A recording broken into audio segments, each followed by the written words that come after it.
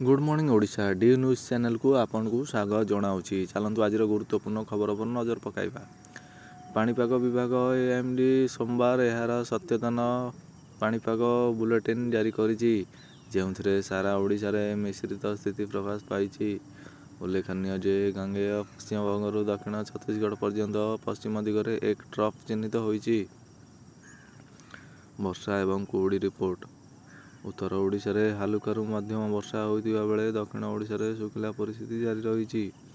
गंजामर किछि अंश घन कुहुड़ी रे घोड़ाई होइतिबा बेले भद्रक रे मध्य कुहुड़ी अनुभूत होइछि।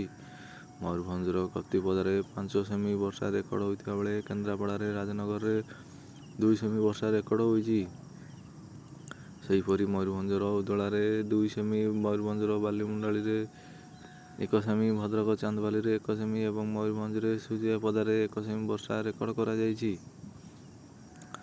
तापमात्रा रे परिवर्तन।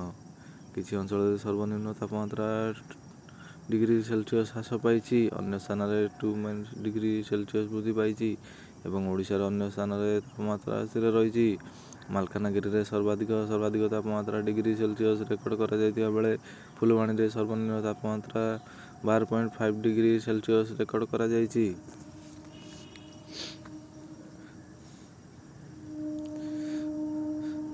जदि यहीपरि लेटेस्ट न्यूज देखा चाहूले ताले आम डी न्यूज़ चैनल को सब्सक्राइब कर रखु, पाखे बेल आइकन को ऑल कर रखु।